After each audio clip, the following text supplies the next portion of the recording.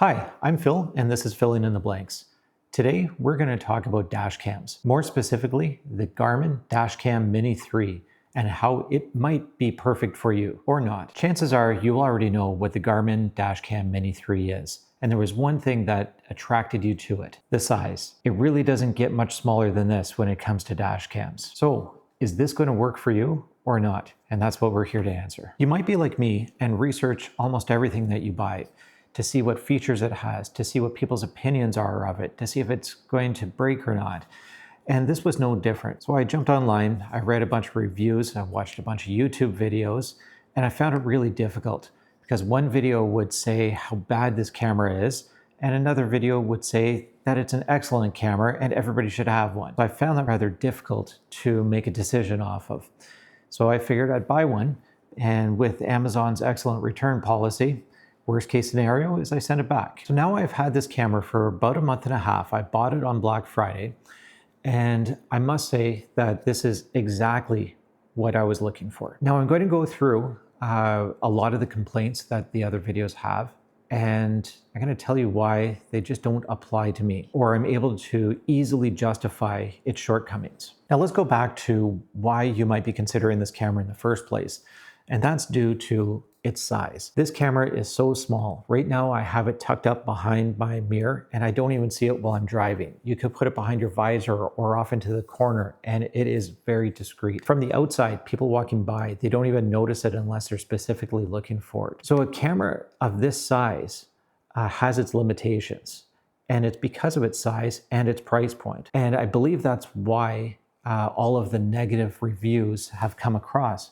And really, people are not looking at it as the compromises that you have to make to get something in such a small package. So let's go over what each of those negative points are, and let's see if they apply to you, to see if you need to prioritize those higher than its size, or like me, the size was prioritized as number one, and everything else, I was quite okay with the compromise. Now let's get price out of the way. Most reviews say that this camera is priced too high for what you get out of it. Now I'm going to counter that and say, what piece of technology have you purchased that you're looking to get in a small package that has actually costed less? They're trying to compare a small sized unit with something that is 2 or 3 times larger than what this thing is. This is not designed to be that big unit that has all the frills on it. It's designed to be small. Small costs more, which is why it's at the price point where it is. Now, if you wanted all those features into a small package, that in itself is going to skyrocket the price. So I purchased mine for about $140 on Black Friday. And I know that there's compromises that come with going something so small, but I'm okay with that. And I was okay with the price point as well because of the size. Next is the resolution of the camera. You're probably already aware, but this camera is not 4K, it's 1080p, which again gives it a check under the negative box. I would love if this camera was 4K, but as a compromise to being the size that it's in, I'm okay with it being 1080p. So then comes the question, is 1080p good enough for me? I'm going to tell you what it can do and what it can't do. It has great image quality. You can play back and see everything that's going on around you. But if you're looking to get the details such as a license plate on a passing vehicle, 1080p is not good enough for that. You have to go with a 4K camera. Again, it all depends what you're looking for. If you want to ensure that you pick up license plates all the time, this camera is not for you. That's clear. And you'll probably have to go with a larger camera and prioritize that resolution as being higher than the size. Now, for me, my intent of this camera was to put it up and hopefully never have to touch it again, except for this video. So why am I not concerned about the image quality? Because I bought this in the event that I got into an accident, in the event that something big happened around me. I wasn't looking to pull the images off of this all the time. I was only looking to pull it off in case that there was an event, which hopefully is never. But chances are at some point I'm going to have to pull an image off for whatever that reason is. Now, am I looking for license plates? Probably not. If I got into an accident and somebody cut me off, then the video is clearly going to show the vehicle coming across the lane into you. There's no questions there. Do you need the fine detail? And so in that case, are you concerned about a hit and run? And again, if you really think that that is something that you need to identify the license plate of potential hit and run or passing vehicles, then you might need that higher resolution. You will need that higher resolution. Next, and I actually laugh every time I hear this, is when the reviews give a very big negative point to the fact that this does not have a screen on the back of it. I thought that was one of the biggest positive points when I bought this camera, is that I didn't have a big glaring screen or something to play around with on the back of this unit. I wanted it just to start recording when I turned on my vehicle and stop recording when I turn off my vehicle. I wanted nothing more than that. No bells and whistles. And that's where this comes in. This is so simple, this camera. There are literally two buttons on it.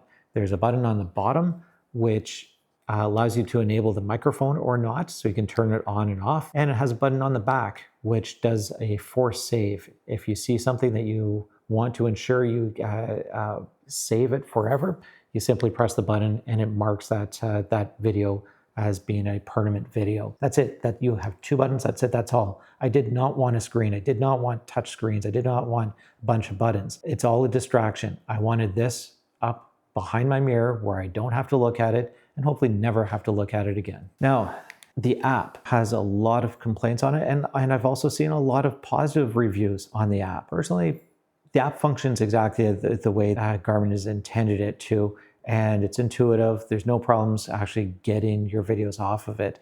My issue is the speed. It takes a really long time. But again, as a compromise, if I'm hoping to never touch this camera, I don't really care about the speed. So if you're pulling videos frequently off of the Mini 3, you still have an option. You can pull this off the mount, which is easy to do. It just pops off. And there's a USB-C port on it. That's how you're powering it in your vehicle. Just plug that into your computer and you just treat it like a digital camera, and you can pull the images off of it or videos off of it that way. And that is by far the more quick way to do it. So as far as transfer speeds, it is very slow. But again, if you're like me, discrete camera, hopefully never touch it again. Why does it matter? For the one time or handful of times that you're going to have to do it, it's just fine as a compromise to me. Now that leads into the next point as to the version of wireless that is in here. So this has 2.4 gig wireless, not 5. Again, that was another point that the critics were, again, putting this under the negative column. And for me, it doesn't really matter. Again, the putting more into this, if you put 5 gig wireless into it, well, guess what? It's going to heat up more. There's more to compact into this little camera. So 2.4, yes, it's a bit older, but it's more compatible as well. So again, for putting this up and hardly ever touching it, not an issue. And why would I want to pay more if I'm hardly ever going to use that feature? The last point that I wanted to bring up was the lack of GPS in this camera. So again, a lot of reviews had brought that up, criticizing that it does not have GPS. So once again, broken record. If you want to fit that much more technology in a small unit, it's going to get hotter, it's going to get bigger, it's going to get more expensive. Something has to give there. So to me, that compromise was just fine. In fact, I wasn't even looking to get GPS in the camera to start with. So what does that actually give you? Well, it gives you your exact location. It can put the location within the image of the video, and it also calculates speed. Now, I didn't have any issues with that, of not having speed embedded on the video of the camera, because there's other ways to calculate speed. And for the most part, you don't need to know that you were doing 51 miles per hour. You need an estimate of 50 miles per hour, and you need to know that you weren't doing 100 miles an hour. You needed to know that you were in the right range, and that's all that's really ever asked of you in an incident. Were you excessively speeding, or were you doing roughly what the speed limit was? And when you're playing back the video and you see the hydro poles go by, you can do a quick calculation to tell you how fast that you were going, and that is going to be good enough. So for me, that didn't matter one bit. And again, size prioritized above all wasn't an issue. Now let's put that all together and see again why I still think for myself this is the best camera that I can get today. Simply comes down to the size. There's nothing else that I've found on the market by a reputable brand that I can put up, and I just can't see at this price point. There are other products that will embed into your mirror housing and that sort of thing.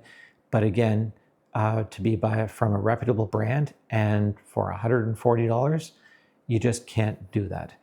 Now, all of the, we'll say the compromises from being wireless 2.4 and not having GPS, not having a screen on the back, which is not a compromise because that's what I was looking for. Again, all the what other videos are saying are downsides, it's not an issue for me. Not one of them is going to hold me back. And again, my case is I'm not an Uber driver. I don't need access to my videos all the time. I'm not pulling videos all the time. I don't want to see the camera. That's why I got this. If that sounds like your use case, this might be perfect for you. Hopefully I've been able to help you understand the pros and cons of this camera and what other reviews are saying, and see what actually applies to you, and to see if the compact size of the camera really outweighs the other compromises that you have to make. So if you like videos like this, please like and subscribe, and have yourself a nice day.